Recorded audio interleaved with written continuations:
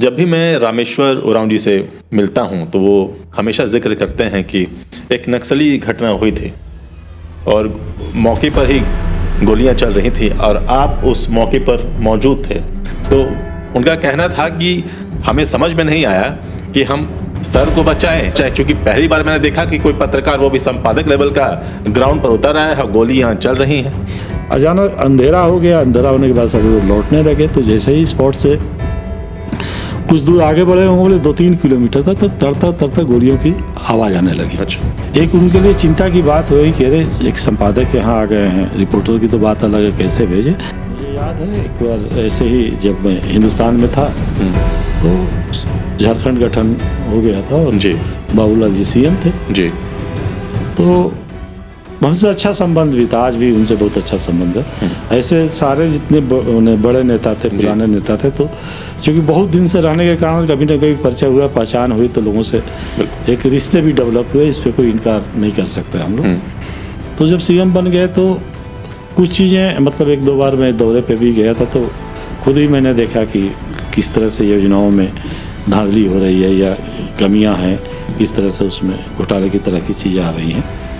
तो फिर यहाँ पे कुछ चीज़ें हमने देखी, तो उसमें हिंदुस्तान में एक हम लोगों ने बॉटम शुरू किया इस रिपोर्ट जी। 6-7 दिन तक लगातार हम लोगों ने लिखा कि कहाँ कहाँ क्या गौड़ी जी।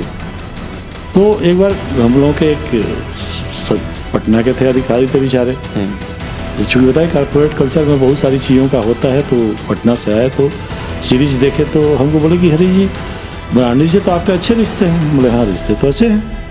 ये देखो 7-8 दिन से आप लगातार कैंपेन चलाए हुए हैं, कभी बोलते नहीं हैं। तो हमने कहा नहीं, बोला तो नहीं उन्होंने कभी आज तक। बोला कोई रिश्तों में मतलब फ़र्क नहीं आया है मतलब। तो बोला ऐसा तो हमको नहीं लगता है।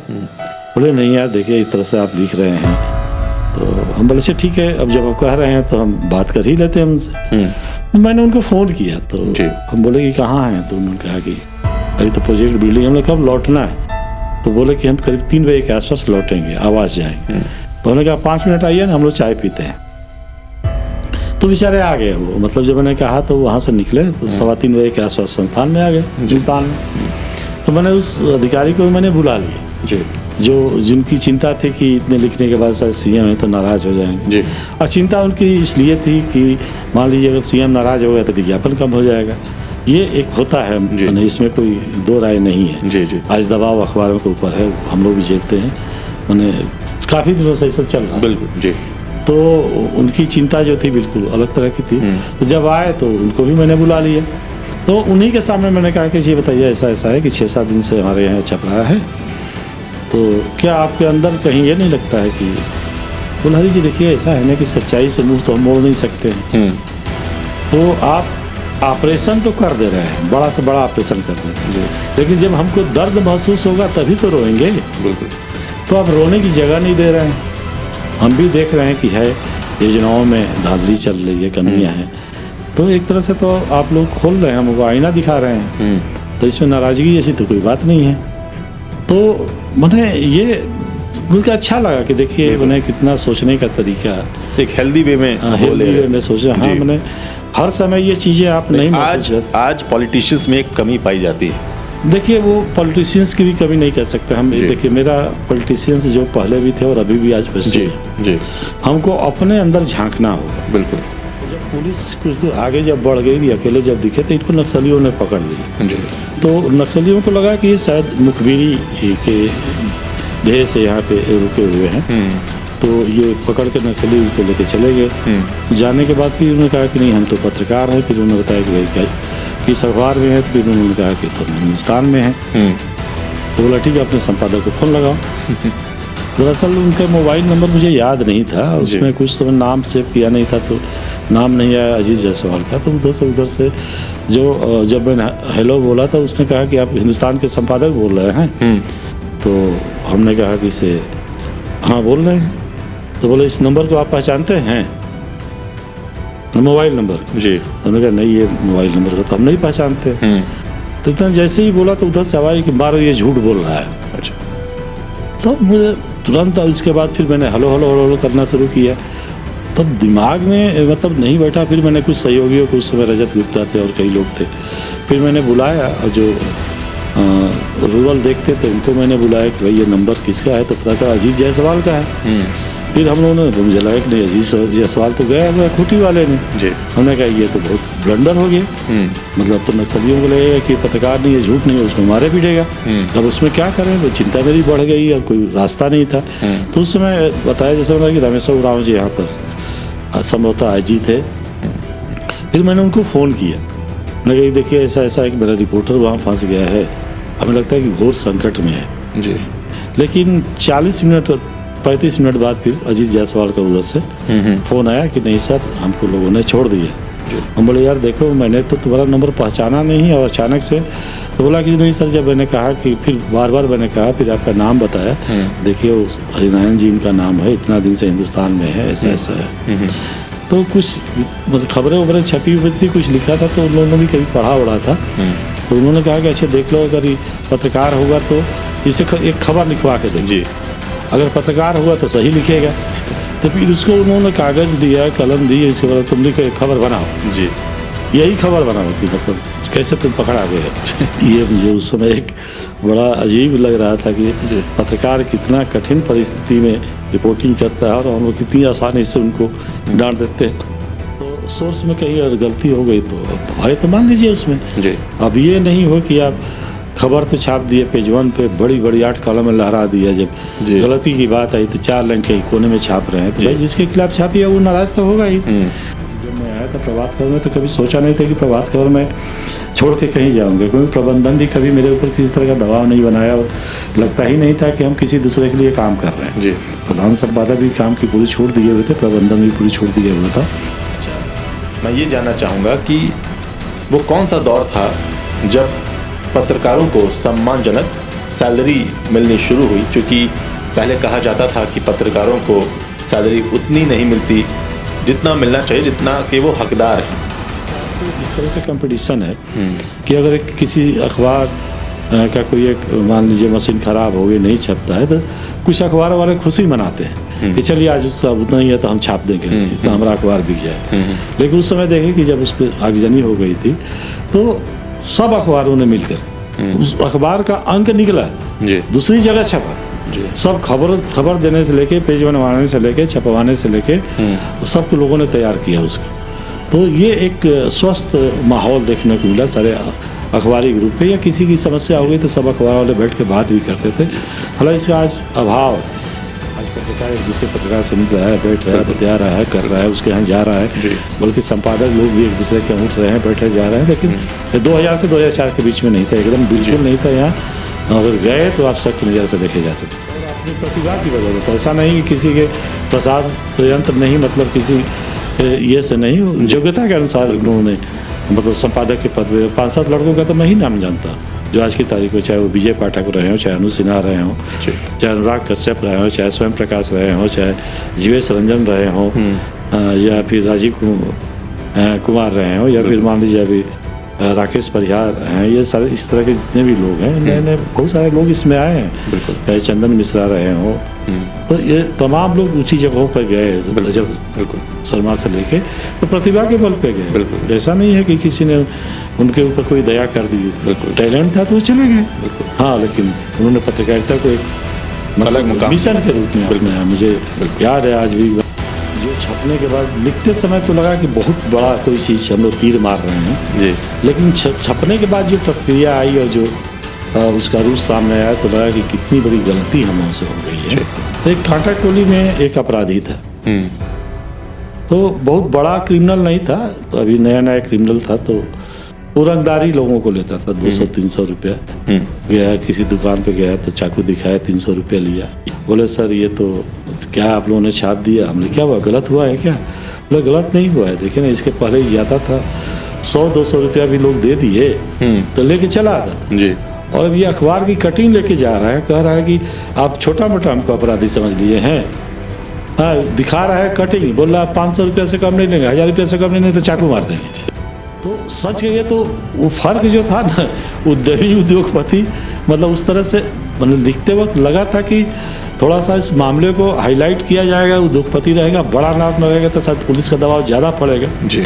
लिखते हुए दिमाग में रहा, शब्दों के साथ जो खिलवाड़ हुआ उतनी गंभीरता उसको समझ नहीं पाए थे हम। जी। जब उसने ध्यान आकर्षित किया बिल्कुल। तब लगा कि अरे ये तो बहुत बड़ी गलती हो गया। ये अखबार में जब उद्योगपति छपा तो उस रंगदार मैंने उसमें मांग दिया कि 20 लाख रुपया लेंगे। जी। सुबह में शायद ये लोग बात कर रहा था 4-5 लाख पे चल रहा था। जैसे ही उन लोगों का अपहरण करने वालों को पता चला ये तो उद्योगपति है, जी। 20 लाख मांगने लगा। बिल्कुल। नमस्कार, आजाद सिपाही में आपका स्वागत है। मैं हूं राकेश सिंह। आजाद सिपाही अपना नया कार्यक्रम पॉडकास्ट शुरू करने जा रहा है। इस पॉडकास्ट में हमारे मेहमान हैं आजाद सिपाही के प्रधान संपादक हरि नारायण सिंह जी। हरि नारायण सिंह जी झारखंड की प्रमुख संस्थानों के साथ जुड़े रहे, चाहे वो प्रभात खबर हो, हिंदुस्तान हो, न्यूज 11 हो, सन्मार्ग हो, खबर मंत्र हो, और आज आजाद सिपाही के प्रधान संपादक हैं। सर प्रभात खबर में स्थानीय संपादक के रूप में जुड़े, हिंदुस्तान में भी संपादक रहे, और हर प्रमुख संस्थानों में जिनका मैंने नाम लिया वहां संपादक के रूप में इन्होंने सेवा दी। जो आज का टॉपिक है वह पत्रकारिता के बारे में है। कैसे पत्रकारिता में परिवर्तन आया जब सर ने पत्रकारिता शुरुआत की, और अभी जो पत्रकारिता जो चल रही है उसमें कितना परिवर्तन पाते हैं। तो मैं सर से यही जानना चाहूंगा कि सर आप झारखंड कब आए? ये 23 अक्टूबर 1989 को मैं रांची आया प्रभात खबर में योगदान देने, और वहाँ करीब 10 साल से थोड़ा ही कम प्रभात खबर में रहा। और उसके बाद 8 जून 2000 को मैंने हिंदुस्तान ज्वाइन किया। प्रभात खबर में आप स्थानीय संपादक के रूप में रहे? हाँ जी।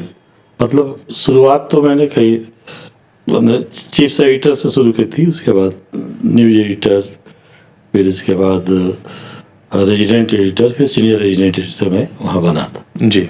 उसके बाद 8 जून 2000 को मैं प्रभात के हिंदुस्तान में आया, और वहाँ भी करीब 9 साल 9.5 साल तक मैं जी वहाँ रहा।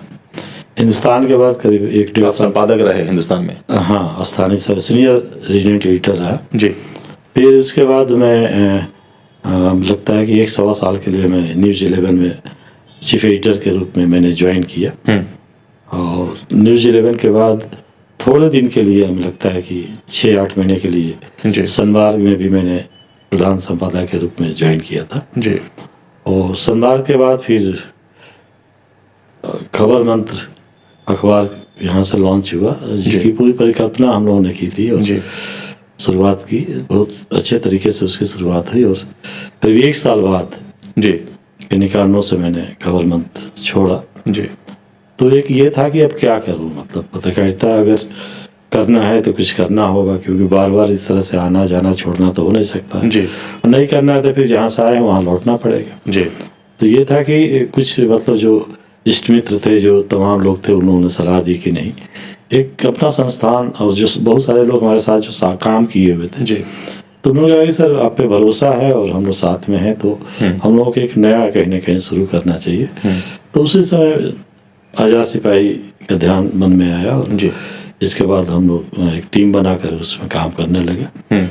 और मतलब इसकी जो जर्नी शुरू हुई, कोई यकीन नहीं कर सकता कि ऐसे भी अखबार शुरू हो सकता है जी। क्योंकि मतलब बहुत सारी चीज़ें उसमें थी, लेकिन बहुत लोगों का साथ मिला और इसकी हम लोगों ने शुरू की। और ये तो मतलब है संघर्ष हम लोगों का है कि इसको एक मुकाम तक पहुंचाया, हालांकि रास्ते बहुत कठिन हैं जी। आज की जो पूंजी का दौर है अखबारों में, और जिस तरह से कॉर्पोरेट कल्चर हो गया है, तो उसमें छोटे अखबारों के लिए जगह बनाना बहुत मुश्किल है। लेकिन कहीं ना कहीं हमारी टीम जो है अभी हार नहीं मानी है, और हम लोग उस पर काम कर रहे हैं, क्योंकि बताया कि समाज का भी बहुत योगदान सहयोग मिल रहा है हमको, संस्थानों का भी मिलता है।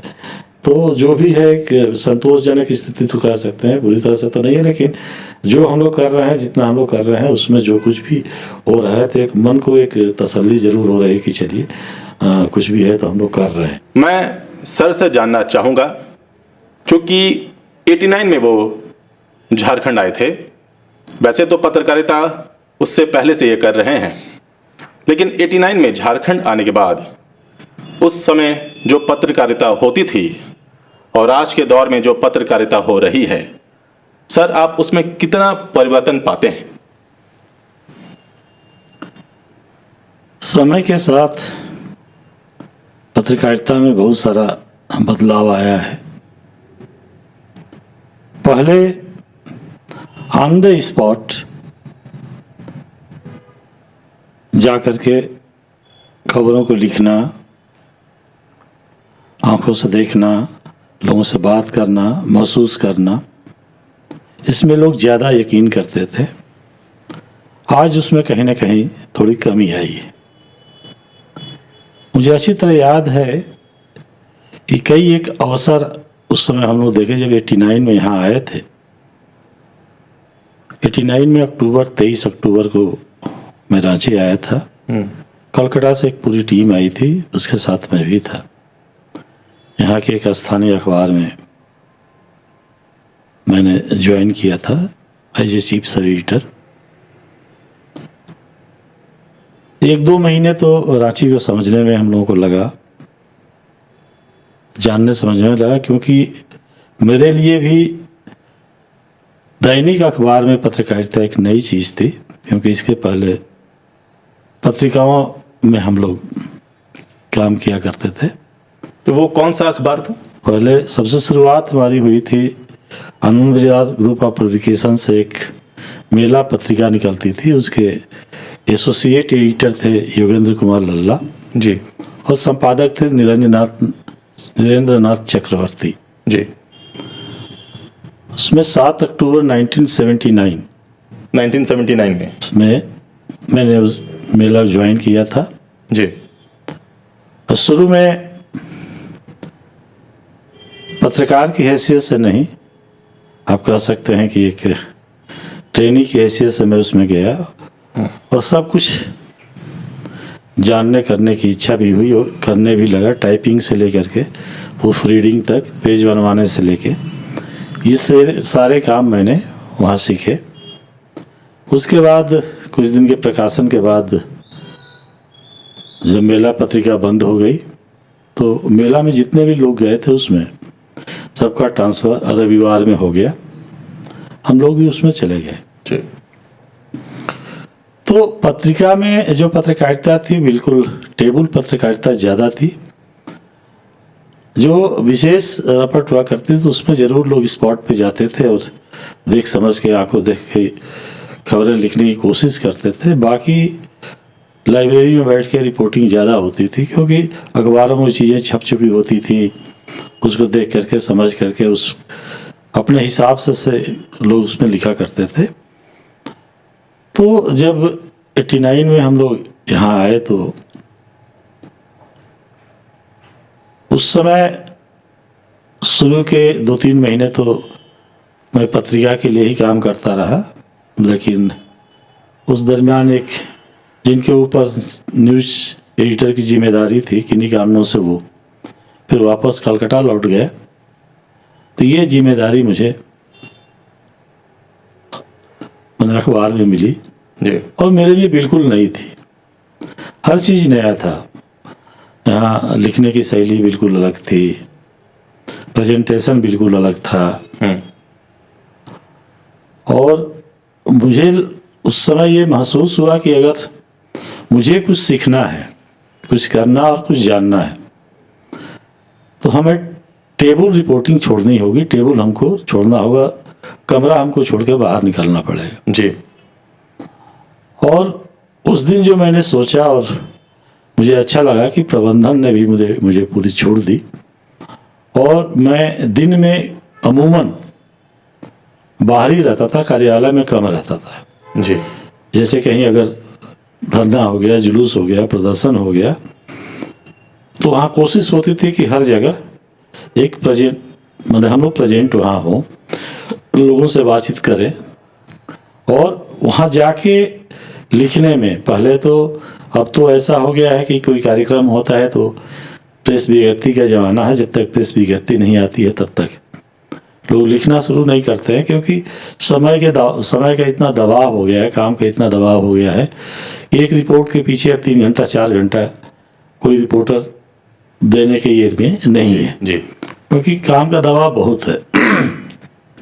पहले ऐसा कुछ नहीं था, अगर धरना हो रहा है तो जिस रिपोर्टर की ड्यूटी लगती थी वहाँ पूरे दिन का अगर धरना है तो पूरा दिन वहाँ रहता था, और एक एक व्यक्ति का नाम अपने हाथ से लिखता था कि कौन कौन उसमें शामिल हुए, कौन कौन उसमें अपना वक्तव्य दिया, क्या हुआ, किस तरह से हुआ, धरना जिस उद्देश्य को लेकर के दिया गया था वो उद्देश्य पूरा हुआ कि नहीं हुआ, ये सारी चीज़ें उसमें रिपोर्ट के अंदर समाहित की जाती। पत्रकार कितने सोशल हुआ करते थे?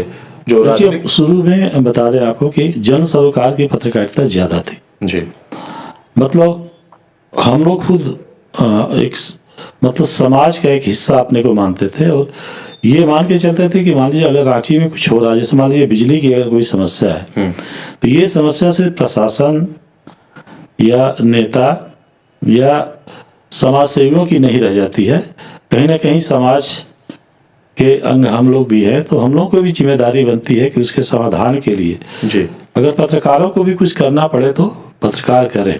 ऐसे कई अवसर आए पत्रकारिता में जब मतलब पत्रकार, काफ़ी संख्या में पत्रकार सड़कों पे उतरे। मुझे याद है एक बार रांची में उस समय झारखंड का गठन नहीं हुआ था जी, और बड़ी तेज की आंधी आई थी, और उसमें हटिया में करीब 6-7 टावर जो है बिजली के टावर गिर गए थे जी, और पूरा रांची अंधकारमय हो गया था।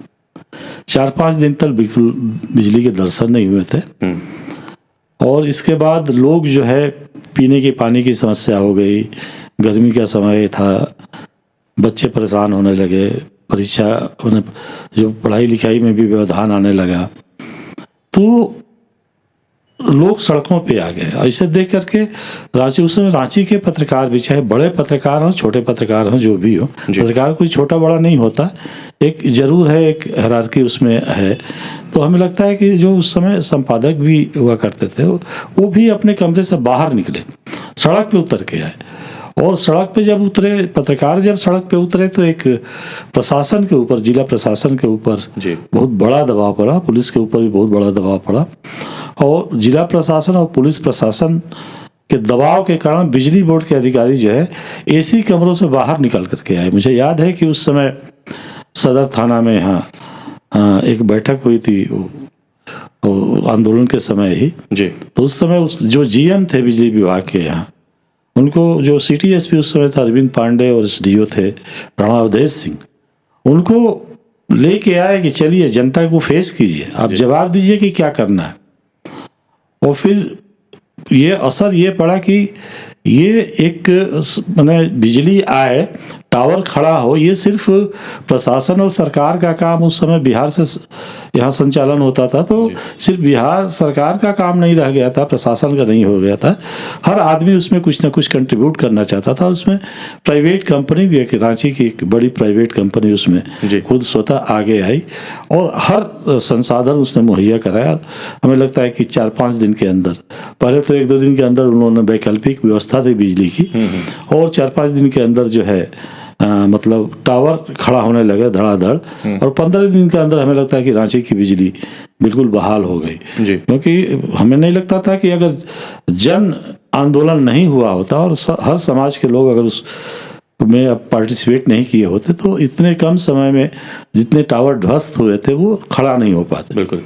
एक ऐसे ही बिजली की बात करते हैं, उस समय एक बिहार के मित्र बिजली मंत्री थे जी, वो रांची आए हुए थे, सर्किट हाउस में उस समय थे, और उस समय बिजली की काफ़ी समस्या से उसको लेकर के राजनीतिक दल आंदोलन भी कर रहे थे। उस समय कांग्रेस के कुछ नेता काफ़ी आंदोलनरत थे, जिसमें एक शशि भूषण राय और उनके तमाम साथी जो है उस समय आ गए थे। उसमें एक आज नहीं है, स्वर्गीय शैलेश सिन्हा भी थे उस समय जी। तो ये लोग जब सर्किट हाउस में आए तो मैंने बिहार के मंत्री जब आए तो राजनीतिक दलों के नेताओं ने सोचा कि हम चल के मंत्री को यहाँ की समस्या के बारे में बताएं, अवगत कराएं।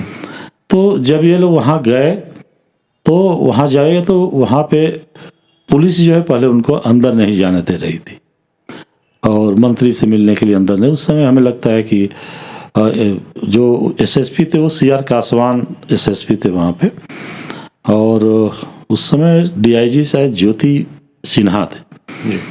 तो इन लोगों ने ज़बरदस्ती मतलब गेट फांद करके फिर अंदर प्रवेश किया। करने के बाद पुलिस ने पकड़ लिया, पूरी तरह से इन लोगों को पीटना शुरू किया। पीटने के बाद फिर इन लोगों को अरेस्ट करके थाने लेके चले गई। तो याद है कि रात को मतलब करीब 9-10 बजे पत्रकारों का एक समूह जो है सर्किट हाउस गया जी, और जाकर के उसने कहा कि ये तरीका गलत है, आंदोलन को आप लाठी डंडे से या पुलिस के बल पे नहीं दबा सकते हैं, आवाज़ तो लोग उठाएंगे जी। आप तो यहाँ पे जनरेटर की व्यवस्था कर दिए, मंत्री आए हुए हैं तो, लेकिन रांची के लोग कैसे जीवन बसर कर रहा है ये तो आपको देखना पड़ेगा, सुनना पड़ेगा जी। और जब दबाव पड़ा तो फिर मतलब नेता भी छूटे और ये लोग भी क्या कहते हैं कि मतलब बिजली की समस्या का समाधान भी हुआ बहुत हद तक। इसी तरह एक बार याद है यहाँ बूटी मोड़ में एक उसमें पानी सप्लाई की बहुत समस्या हुआ करती थी, कभी 2-2 दिन तक, डेढ़ दिन तक पानी ही नहीं आता था। और इसके बाद कई बार तो ऐसा हुआ कि प्यास से लोग बिलबिलाने लगे, क्योंकि पहले इतने प्राइवेट बोरिंग नहीं हुआ करते थे जी, पानी की सप्लाई पे ही लोग ज़्यादा डिपेंड करते थे।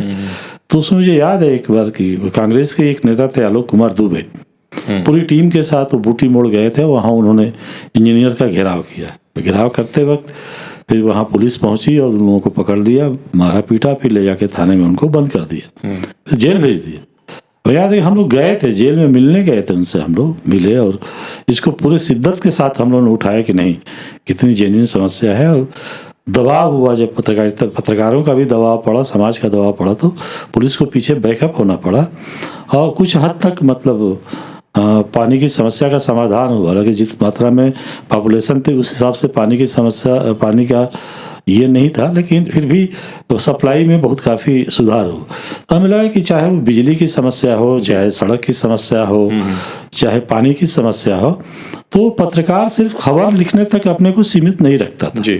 वो मान के चलता था कि हम भी किसी मोहल्ले में कहीं के बासिंदे हैं, कहीं के मेरा भी कुछ ना कुछ समाज में कंट्रीब्यूशन होना चाहिए। उस समय जो रिलेशनशिप डेवलप जो हुआ करता था नेताओं के साथ या सोशल वर्कर के साथ, वो बॉन्डिंग भी अलग होती होगी। देखिए मुझे याद है कि उस समय के जो प्रथम पंक्ति के जो नेता थे वो तो थे ही जी, द्वितीय और तृतीय पंक्ति के नेता भी थे, उनको भी हम लोग बाय नेम बाय फेस मतलब पहचानते थे, उनके घर तक हम लोग देखे हुए थे जी। मतलब उनकी संख्या काफ़ी थी, माने हर दल में ऐसा नहीं है कि किसी एक खास दल विशेष की बात हो रही है, वो चाहे भाजपा के लोग हों, कांग्रेस के लोग हों, आरजेडी के लोग हों, ये तमाम उस समय मार्क्सवादी कम्युनिस्ट पार्टी के भी लोग थे, ये तमाम लोगों से एक अलग रिश्ता डेवलप हो गया था ये आंदोलन के दरमियान। क्योंकि हम लोग भी मानते थे कि सिर्फ ये उनका काम नहीं है, हम लोगों का भी ये काम है कहीं ना कहीं करना चाहिए, और उसमें काफ़ी बल मिला था। इस बार ये हुआ था, हेसाग हत्याकांड हुई थी, 3-4 बच्चों को पीट करके मार डाला गया था हटिया में जी, और उसको लेकर के और पुलिस बिल्कुल मामले को दबाने की स्थिति में थी, किसी को आवाज़ उठाने की छूट नहीं थी उसमें। हमें याद है कि उस समय रांची में बहुत बुजुर्ग पत्रकार थे बलबीर दत्त जी, उनकी अगुवाई में पत्रकारों का एक समूह जो है उसमें बहुत आंदोलनरत हुआ और एक अंजाम तक पहुंचा जी। मतलब और पुलिस भी रियलाइज की कि नहीं कहीं ना कहीं उससे गलती हुई है, और उनके परिजनों को न्याय मिला। जाने वाले के तो लौट के आ नहीं सकता है, लेकिन जो एक्शन होना चाहिए था पुलिस के खिलाफ वो एक्शन हुआ। और बता दें हम आपको कि जो एक जैसे शुरुआत जहाँ से हुई जिसने भी की, लेकिन एक होड़ सी पत्रकारों में लगे कि अगर कोई धरना जुलूस प्रदर्शन या कहीं अगर कोई घटना हो गई, अपराध की घटना हो गई, गोली चल गई, मारपीट हो गया, मतलब गैंग मतलब वर्चस्व को लेके लड़ाई झगड़ा हुआ, तो एक होड़ सी कौन कितनी जल्दी पहुंच सकता है स्पॉट में।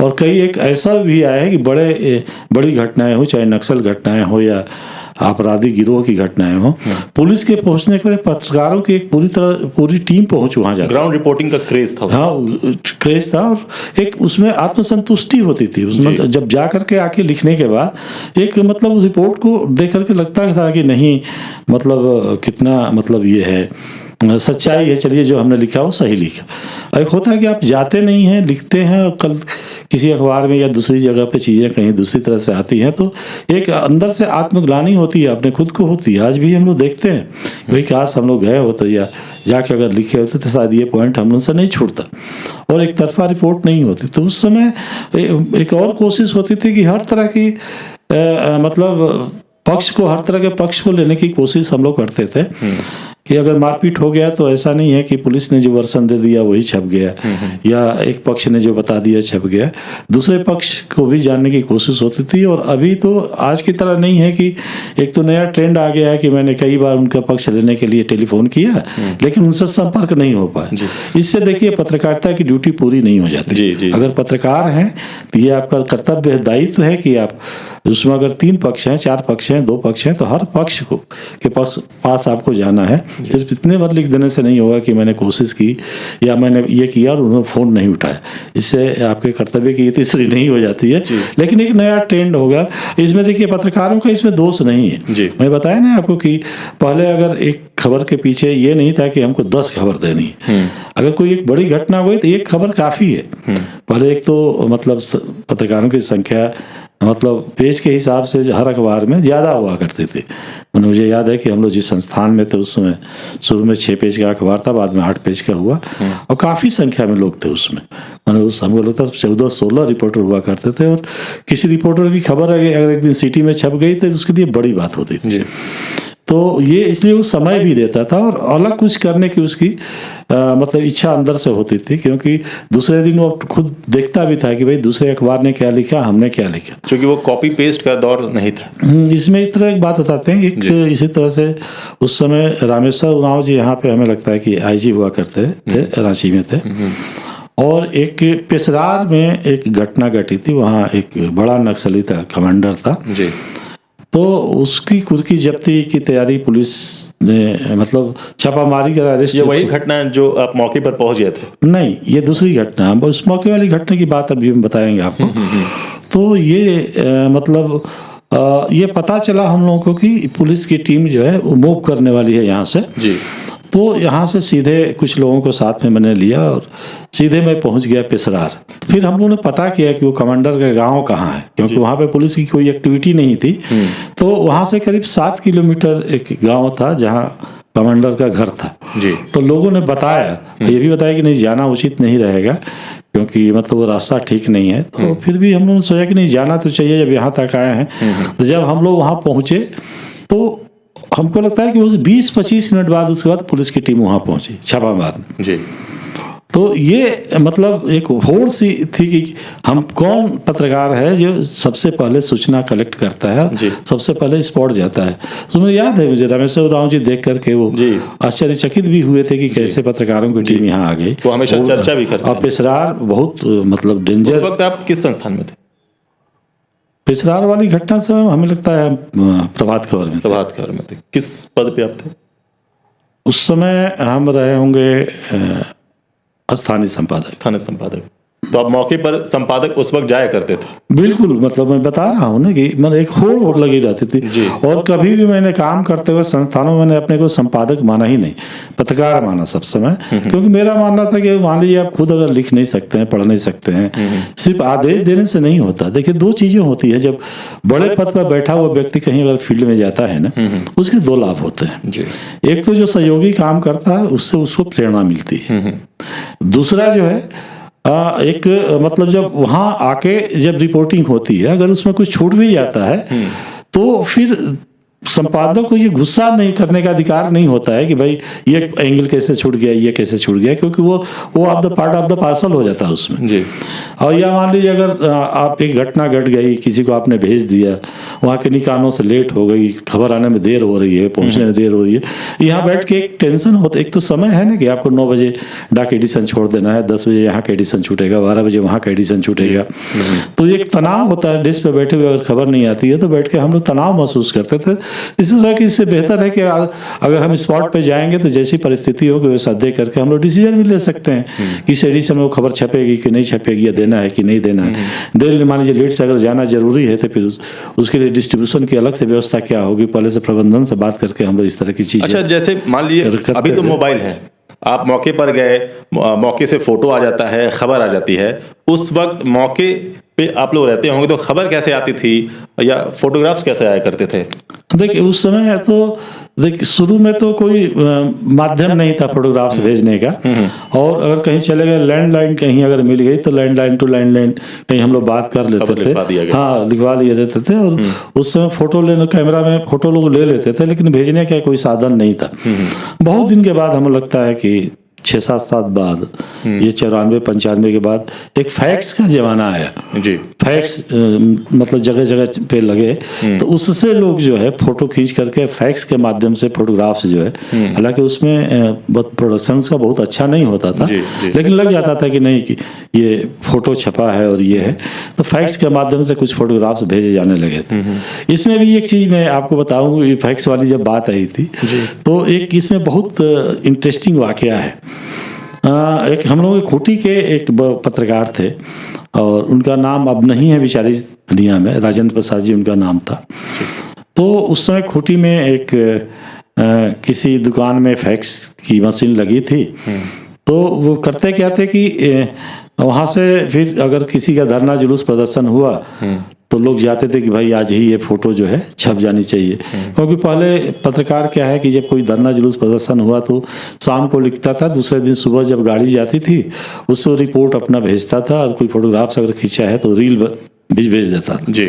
अगले दिन शाम को फिर वो अखबार गाड़ी आती थी, फिर वो देती थी, तो ये तीसरे दिन मतलब 24 घंटे बाद जो है खबर को लोग छापते थे। तो नया फैक्स आया तो कुछ कुछ लोगों को लगा कि नहीं ये कल ही रिपोर्ट आ जानी चाहिए, तो वो पत्रकारों से संपर्क करने लगे। तो एक दिन मतलब हम लोग जिस संस्थान में थे वहाँ एक पत्र आया प्रधान संपादक के पास कि देखिए आपका पत्रकार जो है फोटोग्राफ्स और रिपोर्ट भेजने के लिए पैसे ले रहा है और नहीं देने पर नहीं भेजता है। ये बड़ा मतलब ये सुनकर के बहुत आश्चर्य भी हुआ कि ये भी पत्रकारिता में ऐसा भी होता है।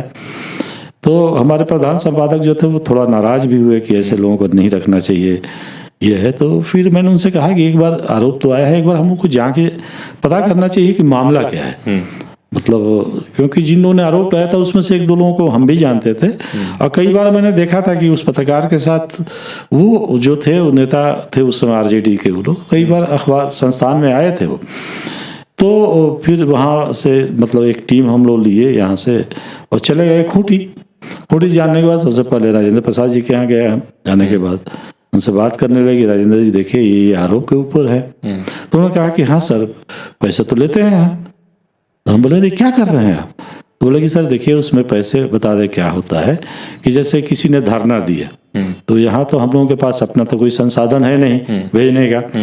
अब एक फैक्स मशीन लगी हुई है, तो जिस नेता को अगर इंटरेस्ट होता है तो आके बोलता है कि आप फैक्स से भेज दीजिए। तो हम लोग बोलते हैं कि देखिए अगर एक पेज भेजेंगे तो 15 रुपया लगता है, तो आप 15 रुपया दे दीजिए, तो हम लोग लिख करके फोटो फैक्स कर देंगे तो छप जाएगा। तो वो भेजता है तो हम सेम डे लिख के भेज देते हैं, 15 रुपया फैक्स वाले को दे देते हैं हम जी।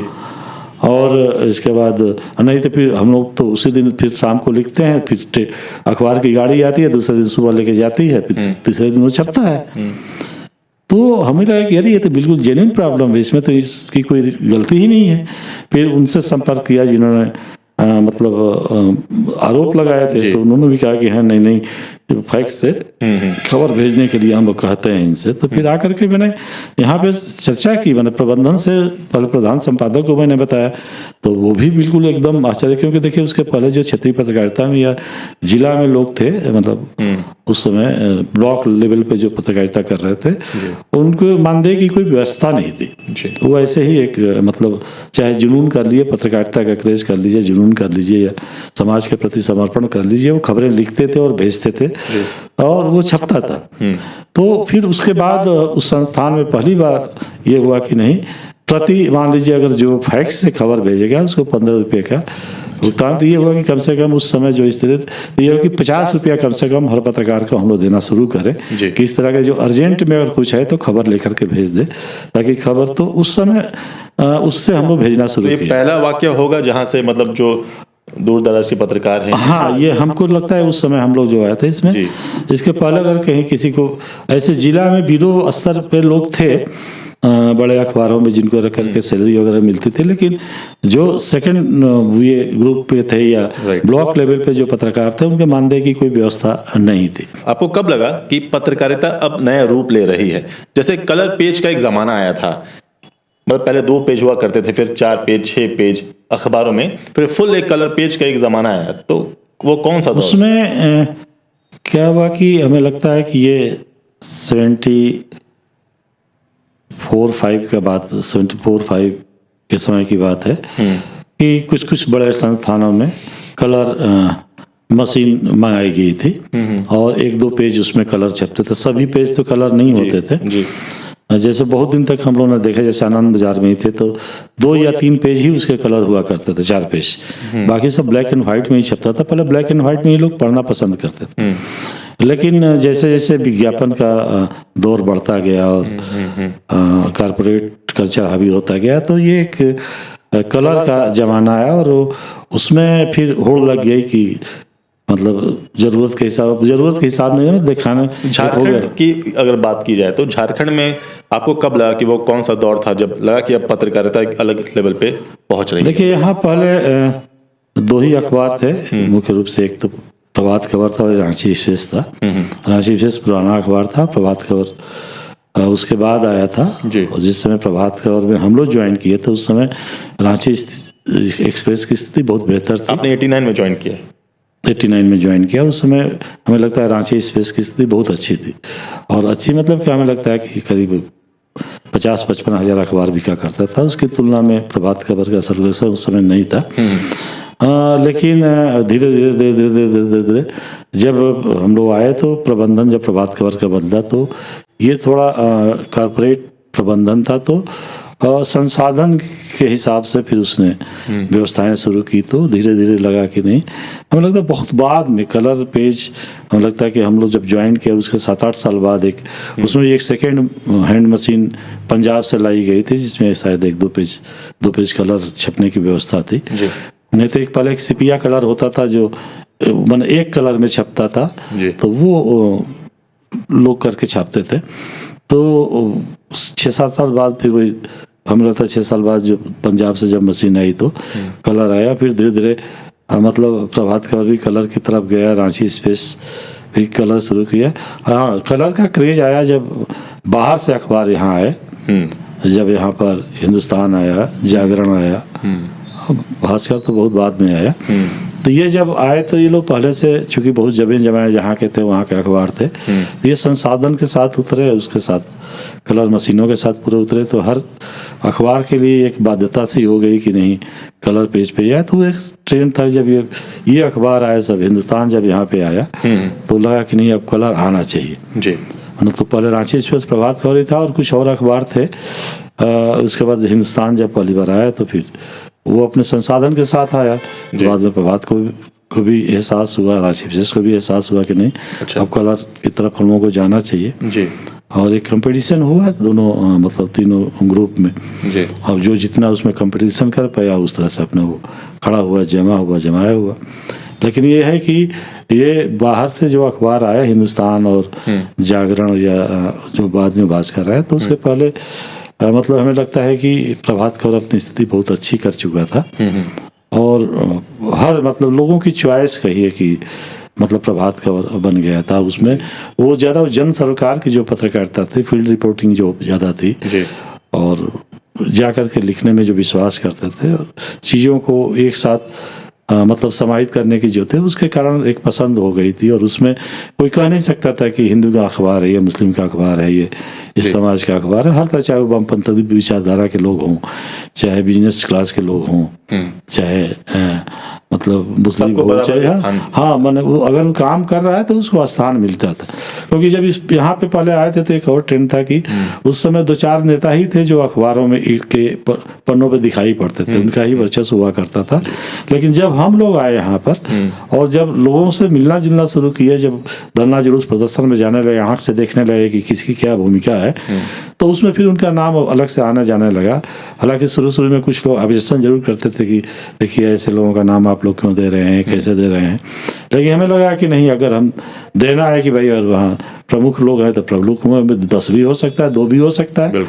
तो जो एक्टिव था उसका नाम देना हम लोगों से, तो एक लोगों में आया कि नहीं हमको, मतलब तब और लोग जो है इससे क्या हुआ, सोशली लोग बहुत ज़्यादा कनेक्ट हुए और सड़क पे उतरने भी लगे, आंदोलन करने लगे।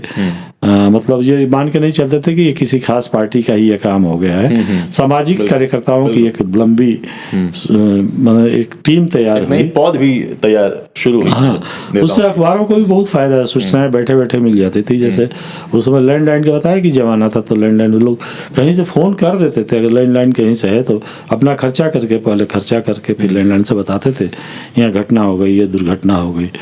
कई बार लोग मतलब बाद में तो बहुत इसमें डेवलपमेंट हो गया, फिर मोबाइल का ज़माना आया, तो फिर तो हमें लगता है कि अखबारी टीम से ज़्यादा जो वहाँ के स्थानीय स्तर के सोशल लोग थे वो अपना घटनाओं की तस्वीरें, उसकी सूचनाएं, हर तरह से जिसका जितना कनेक्शन था, जिस पत्रकार का जितना कनेक्ट होता था लोगों से, उसके बाद सूचनाएं उतनी ज़्यादा ही आती थी।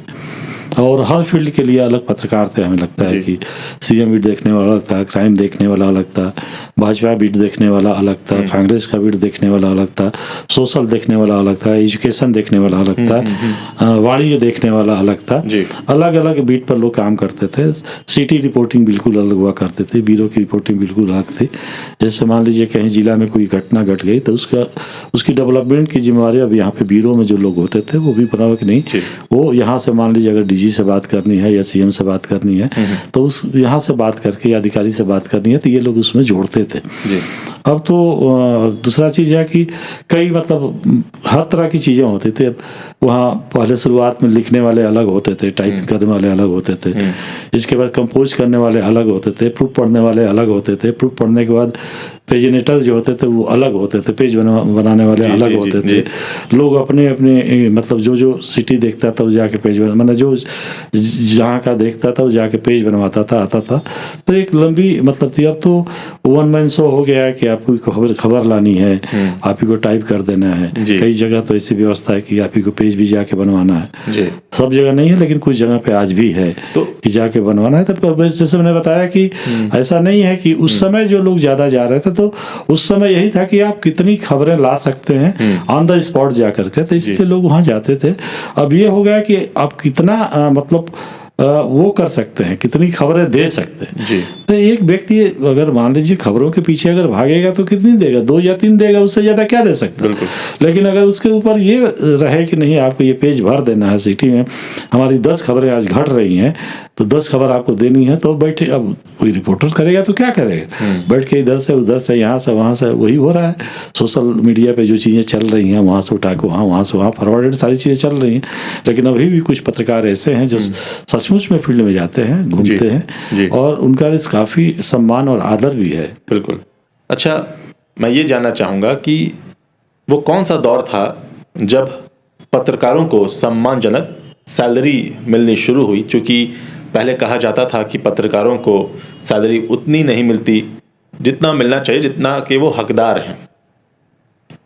देखिए सब, जब मैंने बताया ना कि पहले क्षेत्रीय अखबार यहाँ पे थे, चाहे रांची विशेष था चाहे प्रभात खबर था, तो उनके इनकम की एक मतलब वो थी कि मैंने उतना नहीं था, तो जिस हिसाब से इनकम थी उस हिसाब से ये अखबार छपता था और सैलरी और सारी चीज़ें मिलती थी। लेकिन जब हिंदुस्तान यहाँ आया तो हिंदुस्तान चूँकि एक नेशनल अखबार था और बिल्कुल पटना में बड़ा जमा अखबार था, तो जब वो रांची आया तो उसके साथ जो उन्होंने अपनी नौकरी शुरू की तो उनके एक मानदेय उनके पास है, उस मतलब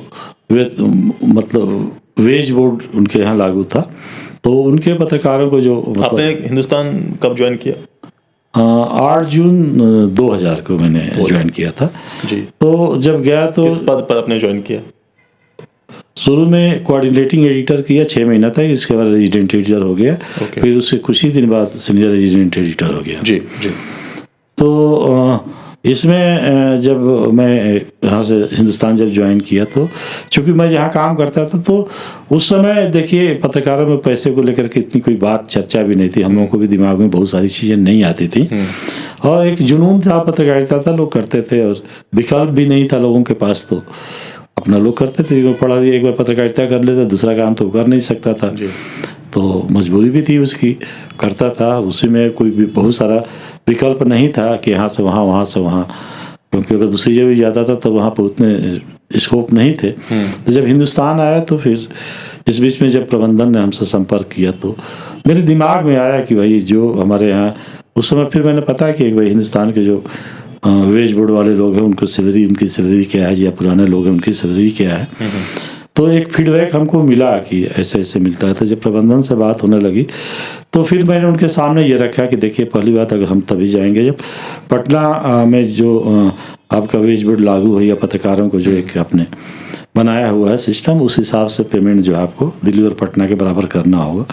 तो उन्होंने कहा कि देखिए दिल्ली के बराबर तो नहीं हो सकता, पटना भी बहुत पुराना है, लेकिन हम लोग कोशिश करेंगे कि एक ये हो। तो एक बीच का रास्ता तैयार हुआ और हमें लगता है कि उस हिसाब से जब पहली बार हिंदुस्तान में मैं गया तो जो भी साथी हमारे साथ गए, काफ़ी संख्या में साथी लोग थे, तो एक सम्मानजनक, मतलब उस समय के हिसाब से एक सम्मानजनक जो वेतनमान हो सकता है उस वेतनमान में लोग गए। और जब वहाँ चले गए तो इसके बाद अब हर अखबार की एक मजबूरी सी हो गई कि भाई अगर उसको अच्छा स्टाफ रखना है, क्योंकि देखिए पैसा तो चाहिए, माने एक तो प्रतिबद्धता बिल्कुल अलग है, समर्पण एक अलग होता है, लेकिन लोगों की ज़रूरतें बहुत अलग होती हैं। क्योंकि जब मैं आया था प्रभात खबर में तो कभी सोचा नहीं था कि प्रभात खबर में छोड़ के कहीं जाऊँगा, क्योंकि प्रबंधन भी कभी मेरे ऊपर किसी तरह का दबाव नहीं बनाया और लगता ही नहीं था कि हम किसी दूसरे के लिए काम कर रहे हैं। प्रधान संपादक भी काम की पूरी छूट दिए हुए थे, प्रबंधन भी पूरी छूट दिया हुआ था। लेकिन जब ये हुआ, जब देखने लगे हम लोग कि भाई हिंदुस्तान में जो काम कर रहा है, जागरण में जो काम कर रहा है, दूसरी जगहों पर नवभारत में जो काम कर रहा है, उसको तो ये वेज मिल रहा है, इसको तो एक इच्छा तो होने लगी कि भाई पैसे हम लोग के बढ़ते। तो यहाँ तो बताया कि संसाधन उस तरह से नहीं थे, लहजा बहुत ही पैसे बढ़ोतरी की उस तरह की उतनी बात ही नहीं थी।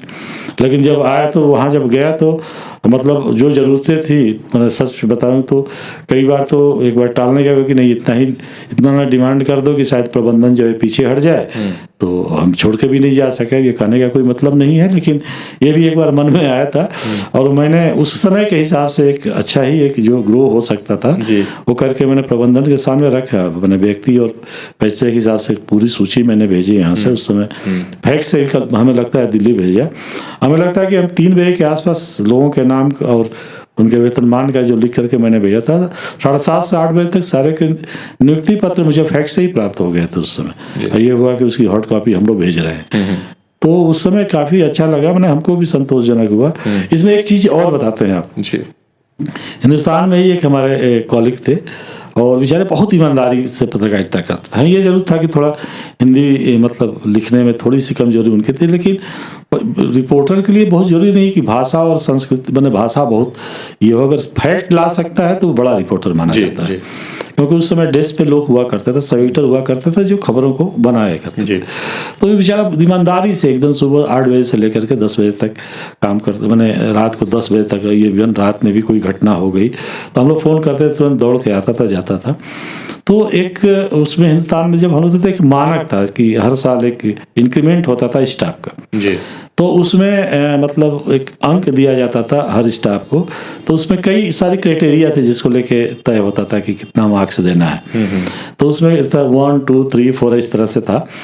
तो उसमें मतलब यह था कि जो सबसे बेहतर बेहतर रिपोर्टिंग में भाषा भी अच्छी हो, लिखना भी अच्छा जानता हो, खबरें भी ज़्यादा बनाता हो, ज़्यादा एक्सक्लूसिव करता हो, तो इस तरह से रैंकिंग की व्यवस्था की गई थी। तो लेकिन उसमें जब हुआ तो उस मैंने बड़ी ईमानदारी से हम लोगों ने यहाँ से एक जब इस रिपोर्टर की बात आई तो मैंने उसके घर की फाइनेंशियल स्थिति देखी और देखने के बाद हमें लगता है कि ये आदमी तो इसी पे पूरी तरह से डिपेंड है और ईमानदारी से सुबह 6 बजे 8 बजे से कहीं 6 बजे भी धरना हो रहा है तो वहाँ पहुँच जा रहा है, और रात को 10-11 बजे भी कोई घटना हो जा रही तो पहुँच जा रहा है। और जिस जो बीट उसको मिला हुआ उसमें उसका कमांड भी बहुत है, पहचान भी बहुत है।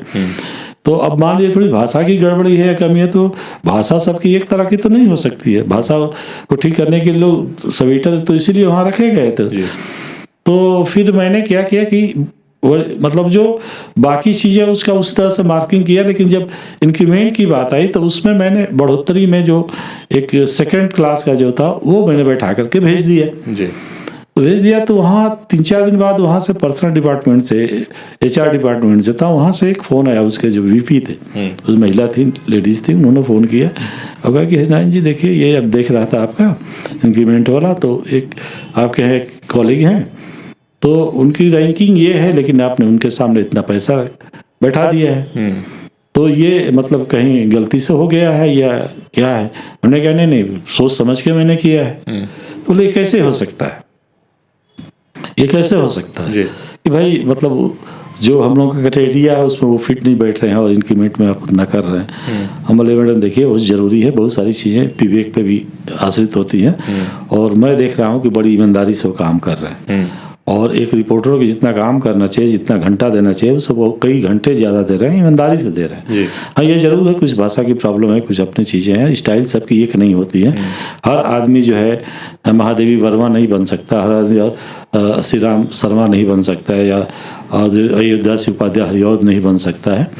हाँ प्रेमचंद की अगर भाषा की दृष्टि से लेकर दीजिएगा तो प्रेमचंद की बहुत बड़ी अच्छी भाषा नहीं थी, जो क्लिष्ट नहीं लिखते थे प्रेमचंद, लेकिन सबसे सहज स्वीकार्य थे लोगों में, क्योंकि उनकी लिखी हुई हर चीज़ लोग महसूस करते थे कि उन्हीं के साथ ये जिया हुआ पल है। तो भाषा ही सब कुछ नहीं होती है। तो फिर उन्होंने प्रधान सभा उसमें मृणाल पांडे जी थी, तो फिर उनको उन्होंने जाके बोला होगा पर्सन से, तो मृणाल जी ने फिर हमको बुलाया, तो एक बार आप दिल्ली आई, तो हम गए दिल्ली। तो दिल्ली जाने के बाद बातचीत हुई तो बोले कि हरी जी देखिए ऐसा, तो फिर मैंने उनको पूरी बात मैंने बताई। मैडम देखिए ऐसा है कि वो लड़का बड़ी ईमानदारी से सुबह 6 बजे से 8 बजे से जब भी ज़रूरत लग जाता है पत्रकारिता में, रात को 10 बजे 11 बजे तक रहता है और ईमानदारी से वो अपनी ड्यूटी करता है। और उसके जो फैमिली वाला है तो इतने लोग उसके ऊपर डिपेंड है, दूसरा कोई काम नहीं करता है। तो उसमें अगर मानक में जाएंगे तो कम होगा, उतने अगर हम देंगे तो उसके परिवार का पेट भी नहीं भरेगा तो फिर कैसे पत्रकारिता करेगा? या तो फिर कोई गलत धंधा अपनाएगा या कहीं दूसरी जगह कहीं पार्ट टाइम काम देखेगा, जितना समय नहीं देगा, लेकिन वो नहीं कर रहा है। तो फिर उस पर मैंने मृणाल जी बहुत संवेदनशील थी महिला, फिर उन्होंने सारे संपादकों की एक बैठक भी बुला ली, उस पर बुला करके हमको लगता है कि सबके सामने बात भी रखी और उसको मिला जितना हम लोग लिख के दिए थे उस व्यक्ति को उतना पैसे मिले। ये हुआ कि नहीं तो अच्छी चीज़ है, इसको इस तरह से करना भी चाहिए। तो देखने समझने वाले भी लोग बहुत है। आज के दिन बहुत सारी जगहों पे तो लोग सवाल उठाने लगे हैं कि हो सकता है कि ये उनका अपना आदमी हो या उनकी बात मानता है तो लोग बढ़ा गए, लेकिन समझने वाले लोग थे और पैसे देने के मामले में कभी आनाकानी प्रबंधन ने नहीं किया। और उस समय हमें लगता है कि हिंदुस्तान के बाद जो है सारे अखबारों ने, प्रभात खबर ने भी अच्छा मान दे दिया, फिर इसके बाद जागरण आया तो उसके यहाँ भी वेतन मान तो था ही, पहले से वेज बोर्ड था वो लागू हुआ, फिर भास्कर आया तो उसके बाद तो बहुत सारे विकल्प भी पत्रकारों के सामने आ गए और सम्मानजनक तनख्वाह भी मिलने लगी, क्योंकि जाहिर सी बात है कि अगर किसी को अच्छे रिपोर्टर की जरूरत है तो किसी न किसी संस्थान से ले जाएगा, तो जिस संस्थान से ले जाएगा तो जितना मिलता है उससे ज़्यादा ही दे के ले जाएगा।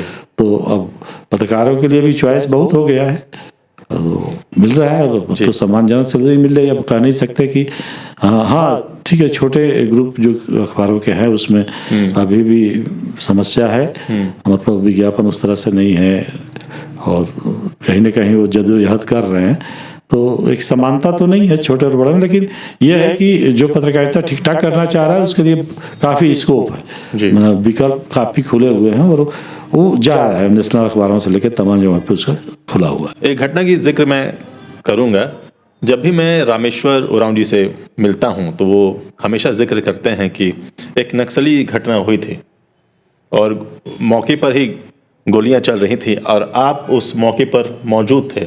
तो उनका कहना था कि हमें समझ में नहीं आया कि हम सर को बचाएं कि नक्सली को बचाएं, क्योंकि पहली बार मैंने देखा कि कोई पत्रकार, वो भी संपादक लेवल का, ग्राउंड पर उतर रहा है और गोलियां चल रही हैं। देखिए उस समय हमें लगता है कि ये बालूमाथ की घटना थी। उस समय मैं हिंदुस्तान में था जी, और हम लोगों को एक सूचना आई कि पहली बार जो है झारखंड में नक्सलियों का एक बंकर जो है पुलिस ध्वस्त करेगी जी। उस समय लगता है वो अनिल पाल्टा एसपी थे डाल्टनगंज में मेदिनीनगर के जी। और डॉक्टर प्रदीप कुमार जो थे वो डीसी थे। तो सूचना मुख्यालय तक आई तो यहाँ से हम लोग भी वहाँ पहुँचे।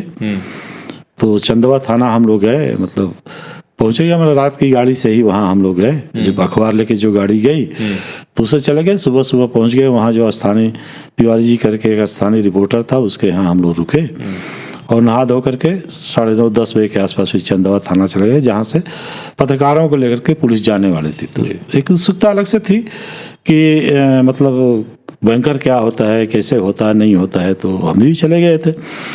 तो उस समय जब गए तो हम लोग करीब लगता है कि 1:30 से 2 बजे के आसपास वहाँ जंगल में पहुँचे। और मुझे जब वहाँ थाने में देखा गया तो चूँकि एक पहचान हो गई थी, चूँकि प्रभात खबर में ही थे तभी से पहचानने लगे थे लोग, और हिंदुस्तान में गए थे और पहचान बन गई। तो एक उनके लिए चिंता की बात हुई कि अरे एक संपादक यहाँ आ गए हैं, रिपोर्टर की तो बात अलग है, कैसे भेजे।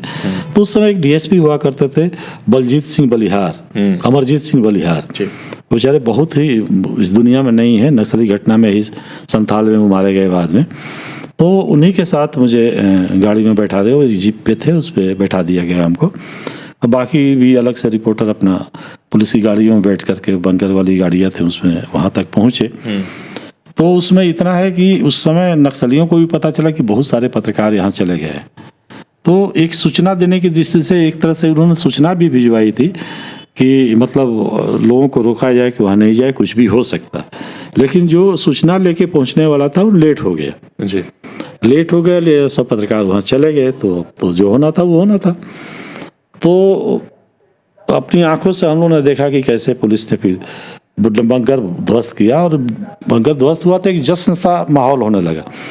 अब उसमें जश्न मनाते मनाते पुलिस, जब होता है ना कि जब बहुत भीड़ में पुलिस होती है, हथियार बहुत होता है, तो कई बार अति उत्साह में जो कुछ चीज़ें जो है उसके लिए जो रूल्स हैं उसको फॉलो नहीं करती है। क्योंकि एक पुलिस के बारे में है कि आप रात के समय में नक्सल प्रभावित इलाकों में नहीं जाएंगे, मैंने ये नहीं, मैंने खतरा रहता है जी। तो अभी धीरे धीरे अंधेरा होने लगा। तो कुछ लोग तो कह रहे थे जल्दी करिए, लेकिन कुछ लोग तो इतनी बड़ी संख्या में हम लोग हैं और जंग जीतने के समान हो गया था। पहली बार बंकर ध्वस्त हुआ था, सब कुछ था, सब लोग आनंदमय थे। अचानक अंधेरा हो गया। अंधेरा होने के बाद सब लोग लौटने लगे। तो जैसे ही स्पॉट से कुछ दूर आगे बढ़े होंगे, बोले 2-3 किलोमीटर तक, तो तरता गोलियों की आवाज़ आने लगी। अच्छा। अब अचानक से जब आवाज़ आ गई तो पुलिस भी एकदम स्तब्ध रह गई, क्या करे नहीं करे, इसकी कल्पना उसने नहीं की थी। तो क्या हुआ कि उस समय बलजीत जी ने हमको निकाला जीप से और बोला कि वो जो जिप्सी का जो पहिया था जी, रिम जो था, उसके सामने सर लगा के बोला कि सर आप लेट जाइए, बाकी हम लोग चलते, जब हम लोग बोलेंगे तब यहाँ से निकलिएगा। मुझे याद है करीब 1-1.25 घंटा तक मैं ऐसे ही एक पोजीशन में मतलब नीचे सिर करके ऐसा लेटा रहा। और पुलिस को जो अपना एक्शन करना था अपना कर रही थी, करते 1.25 घंटा बाद फिर सीआरपीएफ की एक प्लाटून थी, उसमें उस पर उसने एक ड्राइविंग लाइट होता है शायद, देखा कि उस समय अचानक से फिर उसने पहले ऊपर उड़ाया, एक रोशनी जैसी हुई, और उसको फिर मतलब एम करके फिर उसने गोलियां जब चलानी शुरू की तो फिर नक्सली, मैंने हमें लगता है कि उसमें से कुछ गोली जहां नक्सलियों का जत्था था वहां जरूर उसके आसपास गिरा था। तो इसके बाद नक्सली फिर वहां से भाग करके फिर जब चले गए तो फिर हम लोग आते हमको लगता है कि 10:30 बज गया था चंदवा में जी, रात को जी। तो वहाँ पे फिर ये समस्या थी कि कैसे, अब वहाँ से हम लोग चंदवा से आते हैं 2-2.5 घंटा लगेगा रांची आने में, बगैर खबर लिखे कोई मतलब नहीं था। उतनी बड़ी खबर, अब मान लीजिए उधर के एडिशन में नहीं जाए, लातेहार, डाल्टनगंज, गढ़वा, लेकिन ये था कि 9:30 बजे तक ही उधर छपता था। फिर मैंने पटना में प्रबंधन से बात की कि लैंडलाइन से बात करने के बाद जो नहीं, उस समय हमको लगता है कि मोबाइल हम लोगों को दे दिया गया था।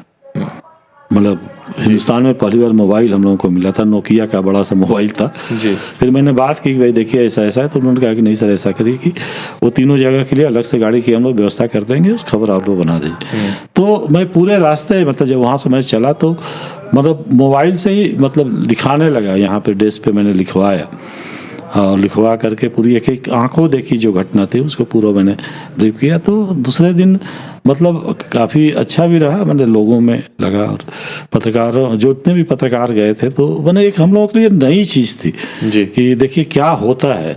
और उसमें ये कि किसी को कोई मैंने डर भय नहीं था, जो हो गया। ये भी नहीं था कि हम लोग लौट रहे हैं तो पुलिस को दोष दे रहे हैं या प्रशासन को दोष दे रहे हैं कि आपने फंसा दिया, लेके चले गए, ऐसा है वैसा है।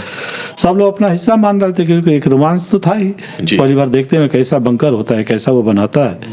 तो ये चीज़ें देख करके काफ़ी अच्छा लगता है। तो एक बताए ना कि आत्मसंतुष्टि होती है उसमें। और आए तो दूसरे दिन जब छपी खबर जब देखा हम लोगों ने यहाँ से लेकर दिल्ली तक उसका सिद्धांत हुआ तो लगा कि नहीं मतलब कुछ सचमुच में हम लोगों ने कुछ मेहनत किया, कुछ लिखा है। जी, एक घटना का जिक्र और मैं करना चाहूँगा। आपने मुझे कभी बताया था कि एक रिपोर्टर हैं, वो नक्सली के चुंगल में फंस गए थे और वहाँ से नक्सलियों ने आपको कॉल किया था। वो क्या घटना है वो थोड़ा बताएं हमें। देखिए ये एक खूंटी में एक नक्सली घटना हुई थी। एक व्यक्ति की नक्सलियों ने हत्या कर दी थी और रात में ही। दूसरे दिन खूंटी पुलिस जो है तमाम जो वहाँ के खूंटी जिला बन गया था, तो जो ब्लॉक लेवल के पत्रकार थे उनको भी और खूंटी जिला के पत्रकारों को लेकर के मतलब स्पॉट पे गई थी जी। उसी में उस समय हिंदुस्तान में मैं था, तो हम लोगों के एक तोरपा से एक सहयोगी थे अजित जायसवाल, टीम के साथ वो भी गए वहाँ जंगल में गए।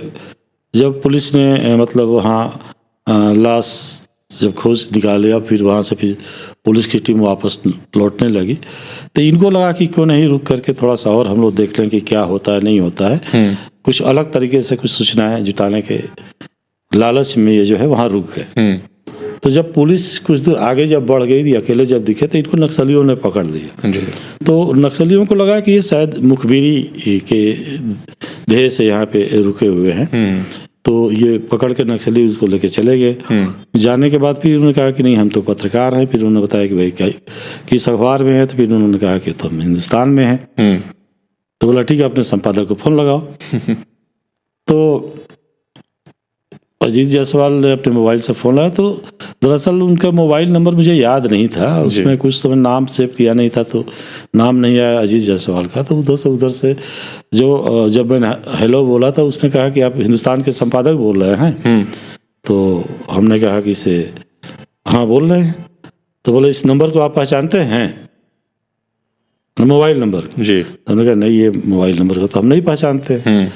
तो इतना जैसे ही बोला तो उधर से आवाज़ कि मारो ये झूठ बोल रहा है। अच्छा। तो मुझे तुरंत इसके बाद फिर मैंने हेलो हेलो हेलो करना शुरू किया।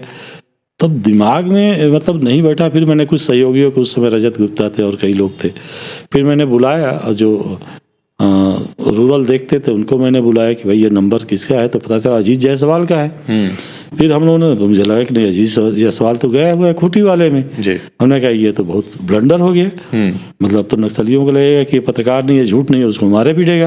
अब उसमें क्या करें, चिंता मेरी बढ़ गई और कोई रास्ता नहीं था। तो उस समय बताया जैसे मतलब कि रमेश उरांव जी यहाँ पर संभवतः आईजी थे। फिर मैंने उनको फ़ोन किया, मैंने कहा देखिए ऐसा ऐसा है कि मेरा रिपोर्टर वहाँ फंस गया है, हमें लगता है कि घोर संकट में है जी।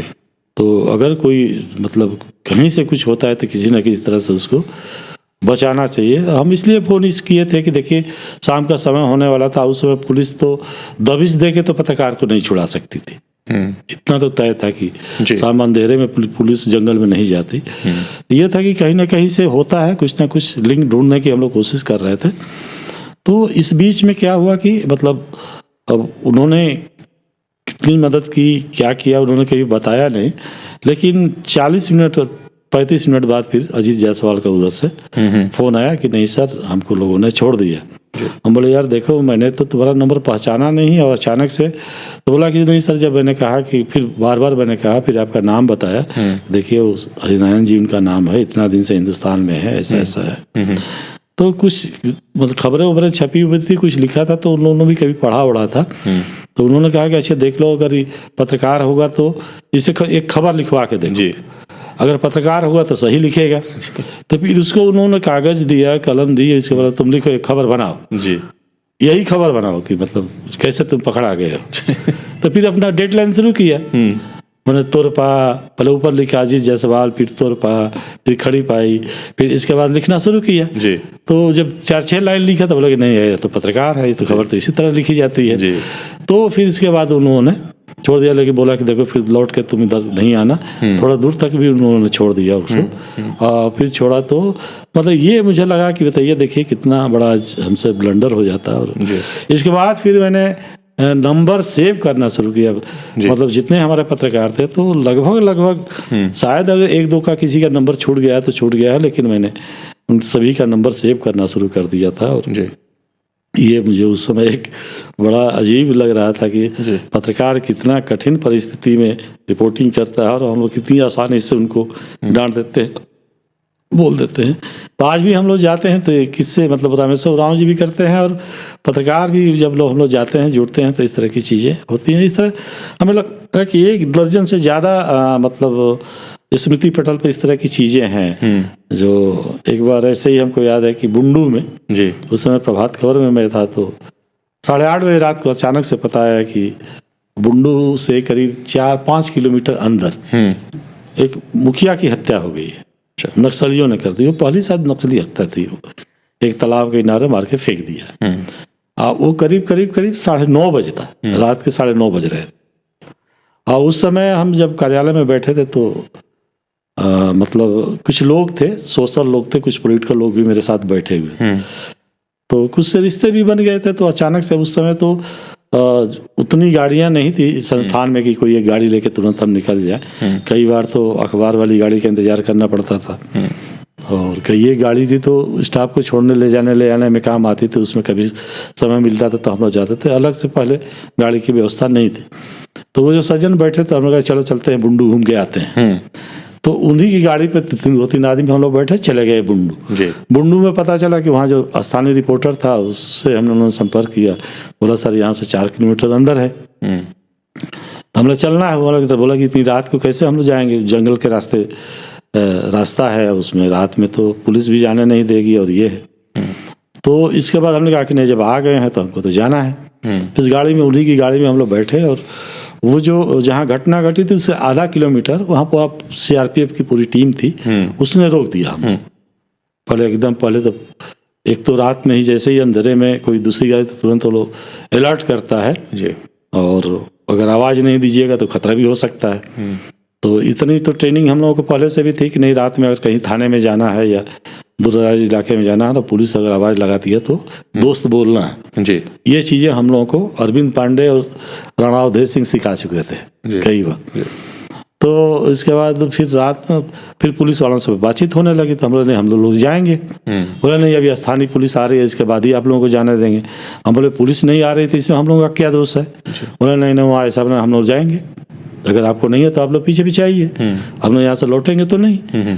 तो फिर हम लोग आगे बढ़े, फिर पीछे पीछे सीआरपीएफ भी आई और हम लोग वहाँ पहुँच गए जहाँ मुखिया का शव पड़ा हुआ था। और उसके बाद मतलब बुंडू पुलिस वहाँ पहुँची है और रात को फिर हम लोग करीब 11:30 बजे 12 बजे के आसपास फिर वहाँ से लौटे हैं। फिर खबर लिखे हम लोग, फिर दूसरे दिन अखबारों में खबर छपी।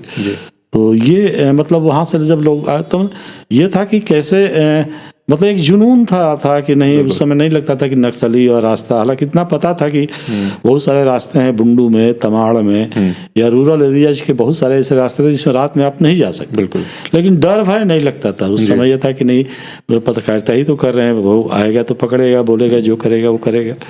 तो ये चीज़ें उसमें थी। तो वो बड़ा अच्छा लगा हमको कि नहीं इस तरह की चीज़ होती है। और उससे क्या हुआ ना कि स्थानीय रिपोर्टर को भी बहुत प्रोत्साहन मिलता था, उससे प्रेरित होता था वो, और जाने की कोशिश करने लगा, वो कुछ लिखने की कोशिश करने लगा, जानने की कोशिश करने लगा। और जाने पे लोगों में जाता था कि अरे वहाँ का देखो, वहाँ का संपादक जो है इतनी रात को यहाँ पहुँचा हुआ था। एक मैसेज इलाके में होता था, खबर की विश्वसनीयता उससे बढ़ती थी, जिसकी कमी आज देखी जा सकती है। कमी नहीं कर सकते, मैंने बताया ना कि हर रिपोर्टर जो सही में पत्रकार हो करना तो चाहता है, आप उसको संसाधन दीजिए, उसको भेजिए, अलॉट करिए, वो जाएगा। जी। लेकिन अब ये है कि जाएगा तो एक दिन में एक ही खबर लिख सकता है, एक ही। अब उस तरह से पेज तो आपका नहीं भर सकता है ना। तो अब खैर मैंने वो थोड़ा सा कम हो गया, और चूंकि अब सूचनाएं मिलने के बहुत सारे तरीके भी हो गए हैं ना। पहले तो थाना था, या तो स्पॉट पे जाइए, या थाना पुलिस जो बताएगी ले लीजिए, या पीड़ित प्रभावित पक्ष है वो जो बताएगा उसके सारे आपको लिखना पड़ता था अगर नहीं जाने वाले हैं तो। आजकल तो स्थानीय स्तर पे भी लोग जो है सोशल मीडिया पर डाल के सूचनाएं लिख देते हैं, कर देते हैं, पढ़ देते हैं। तो इसलिए तो बहुत सारी चीज़ें बैठे बैठे आपको मिल जाती है, उसमें बहुत कुछ करना नहीं पड़ता है।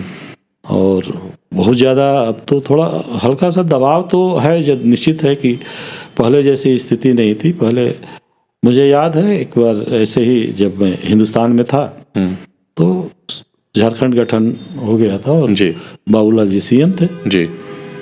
तो हमसे अच्छा संबंध भी था, आज भी उनसे बहुत अच्छा संबंध है। ऐसे सारे जितने बड़े नेता थे, पुराने नेता थे, तो क्योंकि बहुत दिन से रहने के कारण कभी ना कभी परिचय हुआ, पहचान हुई, तो लोगों से एक रिश्ते भी डेवलप हुए, इस पर कोई इनकार नहीं कर सकते हम लोग।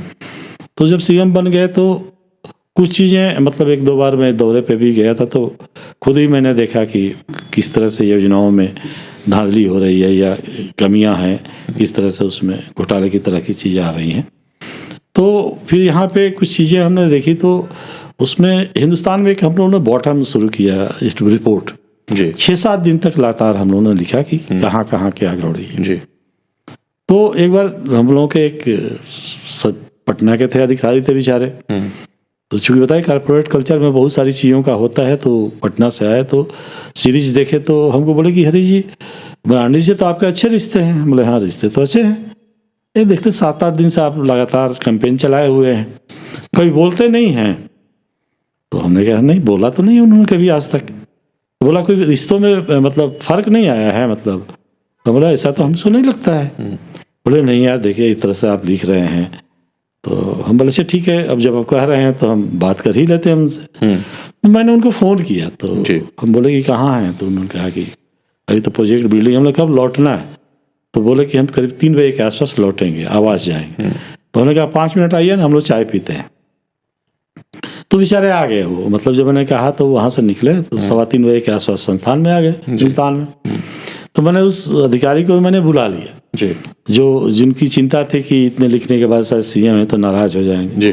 और चिंता उनकी इसलिए थी कि मान लीजिए अगर सीएम नाराज हो गया तो विज्ञापन कम हो जाएगा। ये एक होता है, मैंने इसमें कोई दो राय नहीं है जी जी। आज दबाव अखबारों के ऊपर है, हम लोग भी झेलते हैं, मैंने काफ़ी दिनों से ऐसा चल रहा है। बिल्कुल जी। तो उनकी चिंता जो थी बिल्कुल अलग तरह की थी। तो जब आए तो उनको भी मैंने बुला लिया, तो उन्हीं के सामने मैंने कहा कि ये बताइए ऐसा ऐसा है कि 6-7 दिन से हमारे यहाँ छप रहा है, तो क्या आपके अंदर कहीं ये नहीं लगता है कि। बोला हरी जी देखिए ऐसा है ना कि सच्चाई से मुंह तो हम मोड़ नहीं सकते हैं। तो आप ऑपरेशन तो कर दे रहे हैं, बड़ा से बड़ा ऑपरेशन कर दे रहे हैं जी। लेकिन जब हमको दर्द महसूस होगा तभी तो रोएंगे। बिल्कुल। तो आप रोने की जगह नहीं दे रहे हैं। हम भी देख रहे हैं कि है योजनाओं में धांधली चल रही है, कमियां हैं। तो एक तरह से तो आप लोग खोल रहे हैं, हमको आईना दिखा रहे हैं। तो इसमें नाराजगी जैसी तो कोई बात नहीं है। तो मैंने ये मुझे अच्छा लगा कि देखिए मैंने कितना सोचने का तरीका, एक हेल्दी वे में सोचा। हाँ, मैंने हर समय ये चीजें आप नहीं आज पॉलिटिशियंस में एक कमी पाई जाती है। देखिए वो पॉलिटिशियंस की भी कमी नहीं कह सकते हम। देखिए मेरा पॉलिटिशियंस जो पहले भी थे और अभी भी आज वैसे हैं। हमको अपने अंदर झांकना होगा। बिल्कुल। अगर पॉलिटिशियंस हमसे नाराज हो रहा है या मान लीजिए कोई ये हो रहा है, तो हमको झांकना होगा अपने अंदर कि हमारे अंदर कमी क्या है। क्योंकि देखिए जब तक आपके अंदर कमी नहीं होगी ना, तो कोई आपसे नाराजगी नहीं कर सकता। वो भी कोई भी आदमी कम से कम अगर सही चीज अगर आप दे रहे हैं, इतना तो उसके मन में है कि चलिए कुछ भी लिखा सही तो लिखा। बिल्कुल। तो वो थोड़ी देर के लिए नाराजगी उसकी हो सकती है, लेकिन व्यक्तिगत हानि आपको नहीं पहुंचा सकती। आज कुछ चीज़ें जो मतलब आज की तारीख में नहीं कहते, पिछले 10-15 साल की बात हम कर रहे हैं जी। कुछ चीज़ें जरूर देखने में आई 10 साल 15 साल के अंदर की। कई बार अखबारों के साथ सरकारों का नोक झोंक चलते रहा। मैंने कई सारे अखबारों का चला, फिर संबंध भी सुधरा बिगड़ा।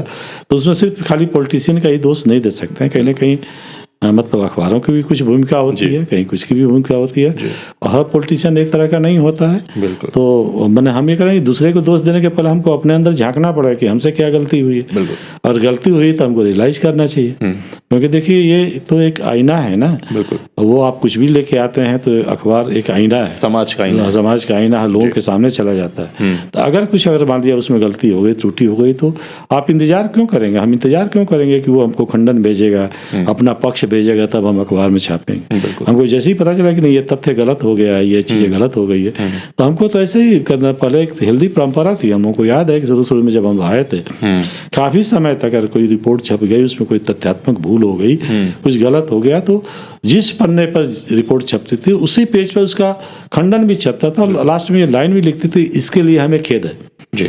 ऐसा करते वक्त किसी को आत्मग्लानि महसूस नहीं होती थी। इसलिए मैंने होता है, गलती हो ही सकती है, इंसान है तो उससे चूक हो सकती है, गलती हो सकती है। सूचनाएं हैं तो कई बार सोर्स पे लोग भरोसा करते हैं, हर जगह तो जा नहीं सकते हैं। बिल्कुल।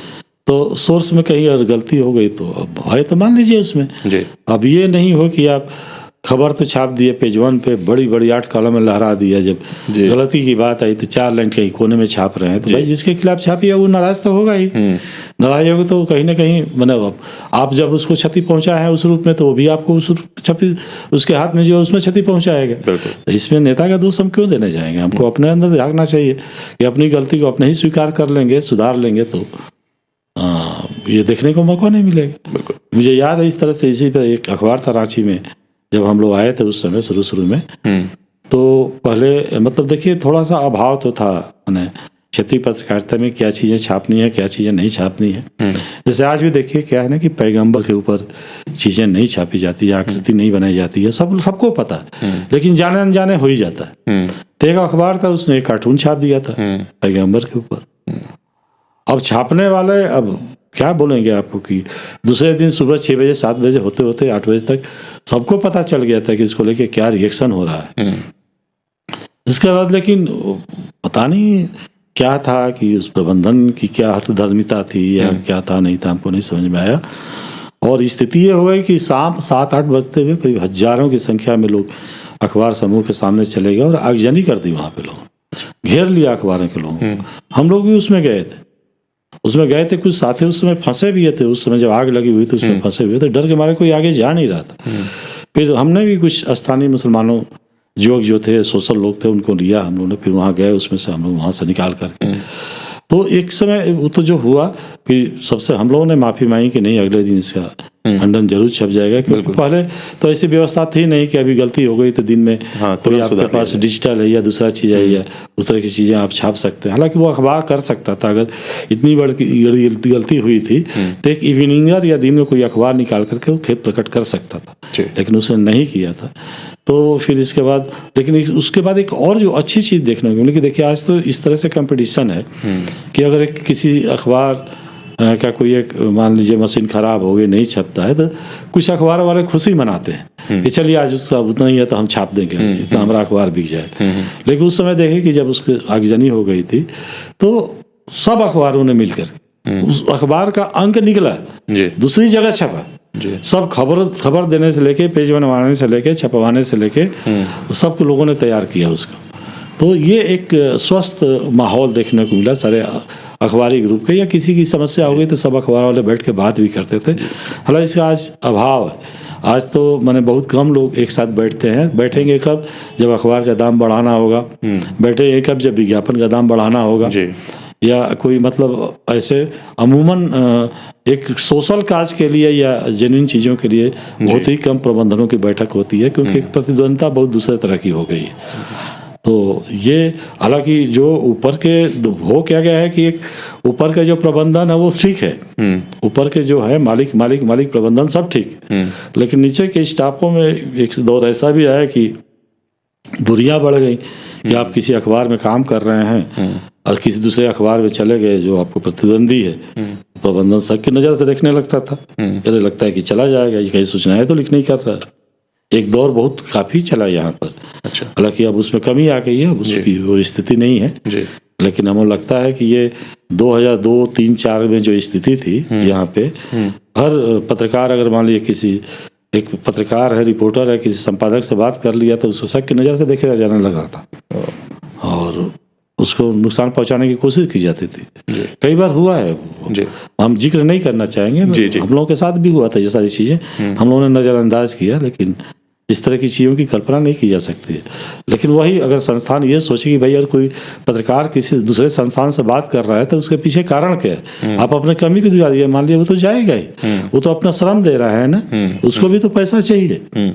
तो एक संपादक को मान लीजिए 5 लाख रुपए चाहिए, तो क्या एक पत्रकार को नहीं चाहिए उसको परिवार चलाने के लिए? और उसके लिए अगर मान लीजिए किसी से संबंध अगर बना रहा है, किसी से अगर वो बात कर रहा है और बैठ करके आप नाराज हो जाएं कि अरे ये तो उस संस्थान में जा रहा है, तो ये तो मतलब मूर्खता की हद कह सकते हैं, ये तो कुंठाग्रस्त आदमी ही ऐसे कर सकता है। नहीं तो अगर सही मायने में अगर मान लीजिए कोई मतलब जेन्युइन मतलब ये है और सर्वहित में अगर कुछ काम कर रहा है, तो अगर कोई साथी मान लीजिए हमारे संस्थान में है और उससे बेहतर कहीं अगर ऑफर मिल रहा है, तो हमको तो गर्व का अनुभव होना चाहिए। बिल्कुल कि चलिए भाई कम से कम उसको मिला, हमारा व्यक्ति वहाँ पहुँचा जी। क्योंकि हर आदमी तो जाना चाहता है, जैसे हम भी तो कहीं से निकले हैं, जहाँ से पत्रकारिता शुरू की और जहाँ हम पहुँचे। तो अगर हम नहीं गए होते यहाँ से वहाँ, वहाँ से वहाँ, तो हम कैसे पहुँचे होते? एक जगह पे कितना जा सकते थे? तो इसी तरह से हर पत्रकार की एक लालसा होती है कि उसका भी कोई ना कोई एक मानक होता है कि नहीं हम यहाँ जाएँ, उस संस्थान में काम करें, या तो संस्थान उस लायक बन जाए और नहीं तो प्रोत्साहित करे लोगों को जो उसके साथ काम कर रहा है, और गर्व का अनुभव होना चाहिए। पहले ये नहीं था, पहले तो लोग कंग्रेचुलेट करते थे, लेकिन आज मैंने अब थोड़ा कम हो गया है, ऐसा नहीं है। लेकिन वो था, मैं बताया ना कि 2000 से लेकर 2004 का जो दौर था बहुत खराब दौर था। हमने उसके पहले हम यहाँ पे हम लोग ऐसी चीज़ें नहीं देखे, तो शायद प्रबंधनों को लगता था कि ये तो जो काम कर रहे हैं लोग हमारे ही संस्थान के लिए बने हैं, दूसरे जा ही नहीं सकते हैं। अब बाद में वही हुआ, बाद में जब एक वेतनमान सबका लगभग बराबर होने लगा तो ये चीज़ें कम भी हो गई, वो उछल कूद की संभावनाएं भी कम हो गई, विकल्प जब मिलने लगा तो दबाव भी किसी का नहीं रहा, आराम से लोग गया और आया। नहीं तो पहले तो बहुत दूसरे तरह की बात सोची जाने लगती थी। तो ये आज के, लेकिन आज सुधरा है, इसमें कोई दो राय नहीं है कि आज पत्रकार एक दूसरे पत्रकार से मिल रहा है, बैठ रहा है, बतिया रहा है, कर रहा है, उसके यहाँ जा रहा है, बल्कि संपादक लोग भी एक दूसरे के यहाँ उठ रहे हैं, बैठ रहे जा रहे हैं। लेकिन 2000 से 2004 के बीच में नहीं था, एकदम बिल्कुल नहीं था। यहाँ अगर गए तो आप शक की नज़र से देखे जा सकते। अभी तो बहुत माध्यम बन गया है जहाँ एकजुटता होती है और एक दूसरे से बातचीत भी करते हैं। विकल्प मिलेगा तो होगा। बिल्कुल। जो नए युवा पत्रकार आ रहे हैं उनके लिए आप क्या मैसेज देना चाहेंगे? देखिए, पत्रकारिता अगर कोई पैसे के लिए आ रहा है, सिर्फ पैसे के उद्देश्य से, तो उसके लिए थोड़ा हतोत्साहित करने वाली बात है। लेकिन अगर लिखने का शौक है, जुनून है, समाज में कुछ करना है, नाम ख्याति ये अर्जित करने से भी काम चल जाएगा, तो वो आ सकता है। क्योंकि इसमें भी जुआ के लिए हम कह रहे हैं जी, क्योंकि एक लंबा समय लगेगा उसको एक दूर तक, जहाँ या तो इतना पेशेंस और धैर्य उसके पास हो, 4 साल 6 साल 8 साल 10 साल, क्योंकि कहीं भी अगर आप ऊपर तक जाइएगा तो 10-12 साल का समय लग ही जाता है जी। तो पहले अभी एक चुनौती क्या है ना कि पहले अगर किसी संस्थान में आदमी गया तो रिटायर भी वहीं से कर जाता था। तो पहले जब रिटायर करता था तो सम्मान के साथ उसको विदाई दी जाती थी, चलिए ये बहुत आदर्श एम्प्लॉई है, और फेयरवेल पार्टी दी जाती थी, फेयरवेल पार्टी। लेकिन आज अगर कोई पत्रकार अगर एक संस्थान में 10 साल रह गया तो बहुत सारे ऐसे संस्थान या ऊपर के अधिकारी हैं जो ये समझते हैं इसको तो कहीं विकल्प नहीं मिल रहा है, तो जा ही नहीं रहता, बोझ लगने लगते हैं।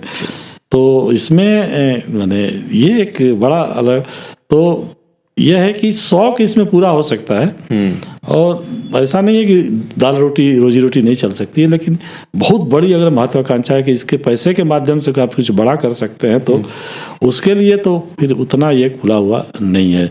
वो भी क्षेत्रीय पत्रकारिता में तो ऐसा स्कोप उतना नहीं दिख रहा है।